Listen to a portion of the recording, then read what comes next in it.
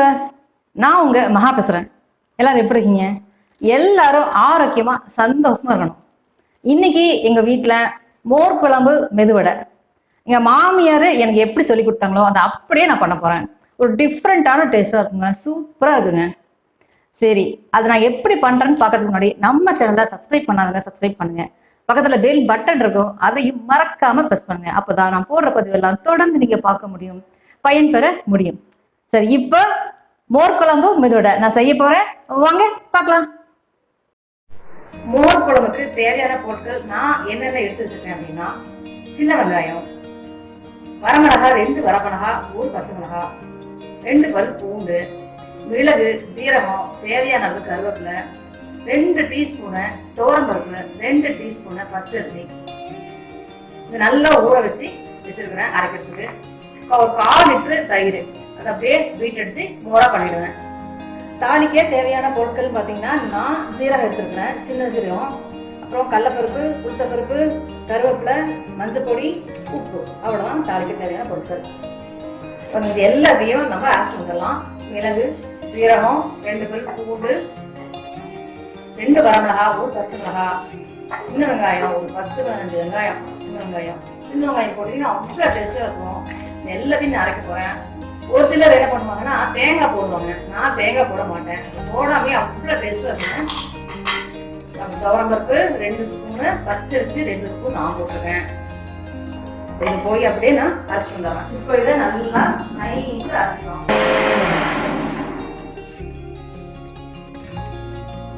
இப்போ நைஸாக இதை அரைச்சாச்சு.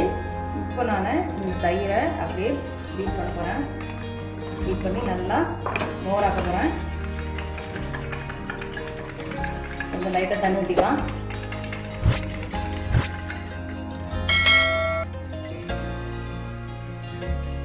அடுப்பு ஆன் பண்ணியாச்சு. இப்போ தேவையான அளவு எண்ணெய் ஊற்றிக்கிறேன். எண்ணெய் சூடாகட்டும். எண்ணெய் சூடாயிடுச்சுங்க. இப்போ நான் இந்த ஜீரகத்தை போட்டுறேன். அப்புறம் கடலைப்பருப்பு, உளுத்தம்பருப்பு, கொஞ்சம் ப்ரௌன் ஆனதுக்கப்புறம் நம்ம இந்த கருவேப்பிலை போடலாம்.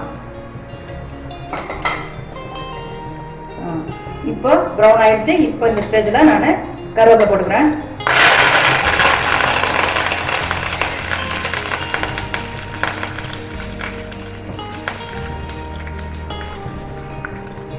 இப்போ அரைச்சி வச்சிருக்கிறத அப்படியே ஊற்றிடுறேன்.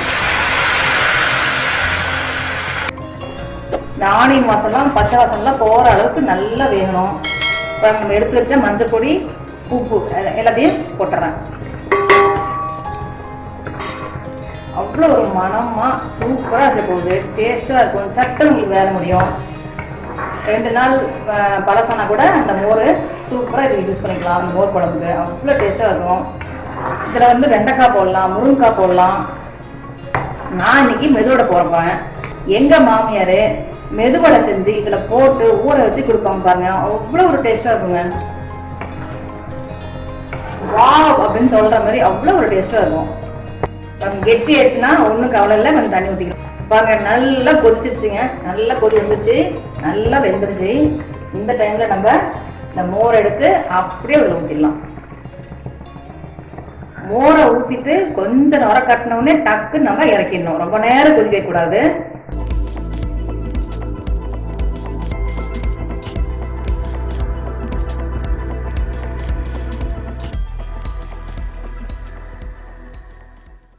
பாருங்க, நல்லா நுர கட்டிடுச்சு, நல்லா பொங்கி வருது. இந்த டைம்ல தேவையான அளவு நம்ம இந்த பெருங்காயத்தூளை போட்டுற வேண்டியதான். மனமா இருக்கும், அதுக்கோசரம் போட்டுற வேண்டியதான். பெருங்காயத்தூள் போட்டதுக்கப்புறம் ஒரு கலக்கிடுவேன். நான் நல்லா கலக்கிட்டு அப்படியே நம்ம அடுப்பு ஆஃப் பண்ணிட வேண்டியதான். அவ்வளோதான். சூப்பராக பாருங்க, டெக்ஸ்சர் எவ்வளோ அழகாக இருக்குது, மஞ்சள் கலரில். இதில் இந்த மெதுவடையை பண்ணி இதில் போட்டு ஊற வச்சு சாப்பிட்டா ஆஹா வேஸ்டேஸ் அவ்வளோ சூப்பராக இருக்க போகுது. இப்போ நான் மெதுவடை பண்ண போகிறேன். மெதுவடை பண்ணி இதில் போட போகிறேன். மெதுவடைக்கு நான் ஒரு சின்ன கிளாஸ்ல ஒரு 125 கிராம் இருக்கும் உளுத்தம்பருப்பு எடுத்துட்டேன். நல்லா ஊற வச்சு வச்சுருக்கேன். இதை அப்படியே கிரைண்டரில் போட்டு கிரைண்ட் பண்ணி மையாக அரைச்சி இதில் ஒரு ஆனியன், பச்சை மிளகாய், காரத்துக்கு ஏற்ற மாதிரி போட்டு இப்போ மெதுவடை பண்ண போகிறேன். இப்போது இந்த உளுத்தம்பருப்பை கிரைண்டரில் கொட்டிடலாம்.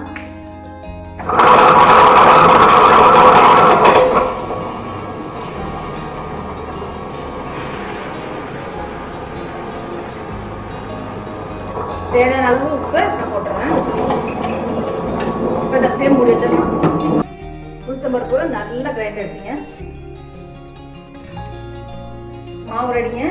இப்போ இந்த அரிசி மாவு நான் ஒரே ஒரு கரண்டி மட்டும் எடுத்து போட்டுக்குவேன்.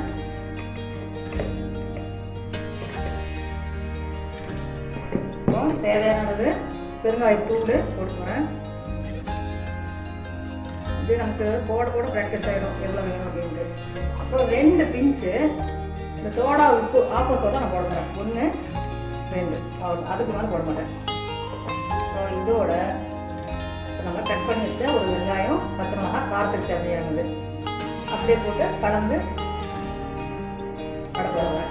உப்புங்க நான் முன்னாடியே போட்டேன், கிரைண்ட் பண்ணும்போது போட்டேன். அதனால் இதை அப்படியே நான் கலந்து போகிறேன். கலந்துட்டு வடை போட போகிறேன். சூப்பராக வர போகிறேன். நல்லா பஸ்பியாக எப்படி இருக்கு பாருங்கள். நல்லா பதன்னு வந்திருக்கு. அவ்வளோதான். இப்போது எண்ணெய் சூடாயிடுச்சுங்க. இப்போ டக்கு டக்கு நம்ம வடை எடுத்து போட்டோம்னா அப்படியே எடுத்து ஓட்டை போட்டு அப்படியே பண்ண அவ்வளோதாங்க. ரொம்ப ஈஸிங்க. நான் இது மாதிரி தாங்க பண்ணுவேன். ஒவ்வொருத்தரும் ஒவ்வொரு மாதிரி பண்ணுறாங்க. எனக்கு இது ஈஸியாக இருக்குது. டக்கு டக்குன்னு பண்ண வச்சோமா, டக்குன்னு ஒரு ஓட்டை போட்டோமா, டக்குன்னு எடுத்தோமா, அப்படி போட்டோமா இருக்கும். சின்ன வச்சுக்கலாம்.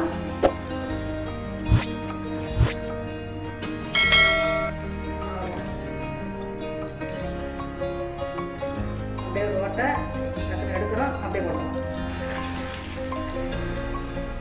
பாருங்க நல்லா வெந்துருச்சு, கோல்டன் ப்ரௌனில் வந்துருச்சு. இந்த டைமில் நான் எடுத்துறேன். ஆஹா, எவ்வளோ ஒரு சூப்பரான டெக்ஸ்டர், அழகு, எதோடிக்கெல்லாம் ஒரு அழகா. ஆமாம், அழகா இருக்கே, சூப்பராக இருக்கே, சாப்பிட்டு போட்டுருக்கேன். ஆஹா,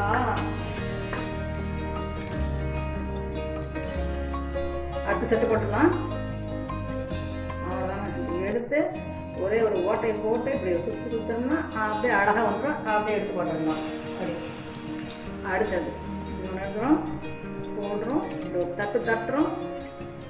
அவ்வளோதான், ஒரு ஓட்டையை போடுறோம், அப்படியே எடுத்து அப்படியே போட்டுறோம். எப்பவுமே மெதுவோட பண்ணுறப்ப ரொம்ப இன்ட்ரெஸ்டாக இருக்கும். ஏன்னா இந்த ஹோலு, இந்த ஷேப்பு அப்படியே பண்ணி பண்ணி பண்ணி பண்ணி நல்லா ப்ராக்டிஸ் ஆயிடுச்சுங்களா. பாருங்க, டக்குன்னு எடுத்து அப்படியே போட்ட வேண்டியதான். பாருங்க, அடுத்த செட்டு நல்லா வெந்துருச்சுங்க. எடுத்து நான் போட்டுறேன் பிளேட்டில்.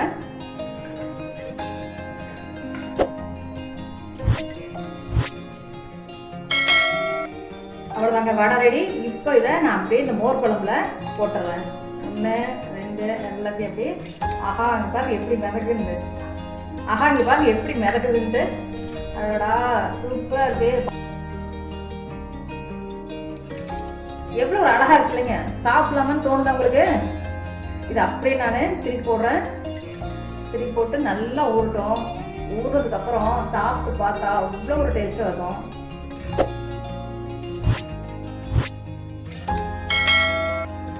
அந்த சாப்பாடு எடுத்து போட்டுட்டேன். இப்போ இந்த வடை நல்லா ஊறிடுச்சு. இதை அப்படியே எடுத்து அப்படியே விட்டுக்குவேன். ஆஹாஹா, வாசம், மனம் அப்படியே அப்படி நல்லா இருக்குங்க. மனம், இந்த மிளகு, ஜீரகம், பூண்டு, பெருங்காயத்தூள் எல்லாமே நல்லா இருக்கு. இதை நான் சாப்பிட்டுட்டு எப்படி இருக்குன்னு உங்களுக்கு சொல்கிறேன்.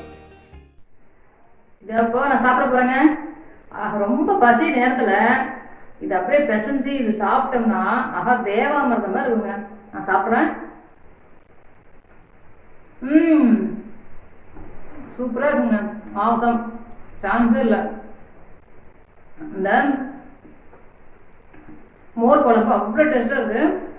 இந்த வடை எப்படி இருக்கு நான் சாப்பிட்டு போகிறேன்.